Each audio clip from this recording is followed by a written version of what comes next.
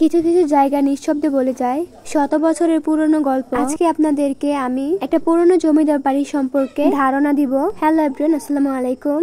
কিছু কিছু জায়গা আছে নিঃশব্দে বলে যায় শত বছরের গল্প। ঠিক তেমন একটি জায়গা কাপাসিয়ার মাটিতে রয়েছে শ্রী রমনাথ রায়ের জমিদার বাড়ি। বাড়িটি একটি শুধু বসত ভিটা নয়, বাড়িটির মাঝে লুকিয়ে আছে এটি এক সময়ের গৌরব, ঐতিহ্য ও ভালোবাসার স্মারক। যারা কাপাসিয়ার ইতিহাস জানেন তাদের কাছে অতি পরিচিত শ্রী রমনাথ রায় অতি পরিচিত একটি নাম। কাপাসিয়া ইতিহাসের পাতা উল্টালে যে কয়েকটি নাম সামনে আসে তাদের মধ্যে অন্যতম হলেন শ্রী রমনাথ রায়। তিনি ছিলেন এই এলাকার জমিদার, একজন সম্মানিত মানুষ যার পুরো জীবনটাই কেটেছে এই মাটিতে।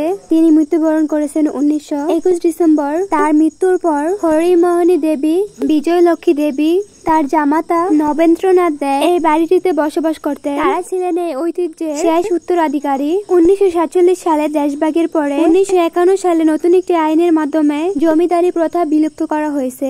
তারপর তাদের পরিবার এই বাড়িটি ছেড়ে চলে যায়। সেই থেকে বাড়িটি পড়ে থাকে নির্জন ও পরিত্যক্ত অবস্থায়, কিন্তু সে তবুও দাঁড়িয়ে থাকে একা নিঃশব্দে অতীতকে আগলে রেখে।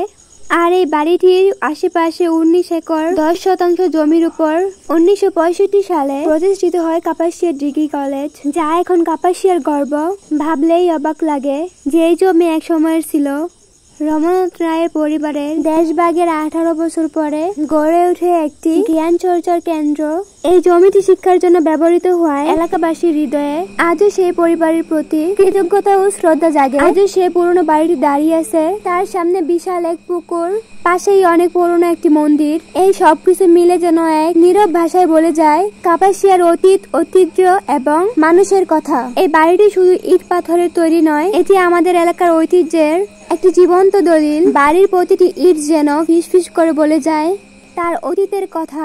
লুকিয়ে আছে ভালোবাসা, ত্যাগ, স্মৃতি আর গৌরবের অজানা অধ্যায়। আসুন আমরা সবাই মিলে ইতিহাসকে জানি এবং মনে রাখি, এবং ভবিষ্যৎ প্রজন্মের কাছে ভালোবাসা ও গর্ব নিয়ে তুলে ধরি।